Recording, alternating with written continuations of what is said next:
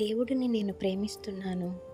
దేవుడు నాకు తెలుసు. నేను ఆయనను ఎరిగి ఉన్నాను అనేసి కొంతమంది అంటూ ఉంటారు. Praise the lord. ప్రభు అయిన యేసుక్రీస్తు నామమున మీ అందరికీ శుభములు తెలియపరుస్తున్నాను.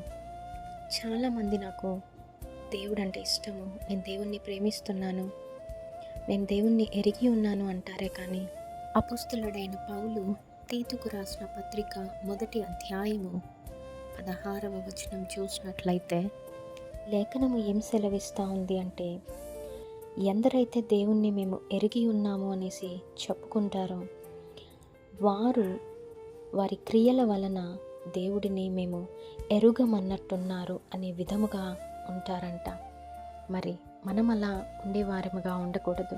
యేసు ఎవరో మాకు తెలీదు అన్నట్టుగా ఉంటారంట కొంతమంది.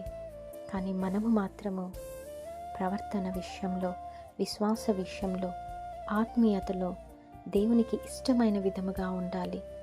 అదే విధముగా జీవించాలి కూడా. మాటల్లో కాదు, క్రియల్లో మనము చూపించే వారముగా ఉండాలి. డిజోబీడియంట్గా మనం ఉండకూడదు. ఒక లేఖనం చెప్తా ఉంది ఇదే గ్రంథంలో, if you love me you will obey మీ.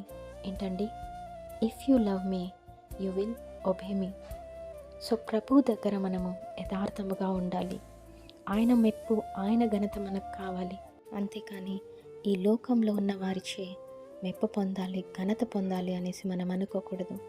ఎప్పుడైతే దేవుడు నేను హెచ్చిస్తాడో, ఘనపరుస్తాడో, మెచ్చుకుంటాడో ఆటోమేటిక్గా లోకంలో ఉన్నవారు నిన్ను హెచ్చిస్తారు, ఘనపరుస్తారు, మెచ్చుకుంటారు. దేవుడు మనల్ని చూసి నేను నిన్ను ఎరిగి ఉన్నాను అనేసి వారుగా మనం ఆ విధముగా దేవునికి నచ్చినట్టుగా మన జీవితాన్ని క్రియల రూపంలో చూపించే వారిగా ఉండాలి. ఆమేన్. దేవుడి కొద్ది మాటలు మీ వినికిడిలో దీవించి ఆశీర్వదించునుగాక. ఆమేన్. Praise the lord. ఈ వీడియోస్ కనుక మీకు ఉపయోగపడుతున్నాయి అనేసి అనిపించినట్లయితే మీ ఫ్యామిలీ అండ్ ఫ్రెండ్స్కి షేర్ చేయండి. ఛానల్ని సపోర్ట్ చేయండి. సువార్త వెళ్ళని చోట్లకు కూడా వెళ్ళేలాగా ప్రయత్నిద్దాము.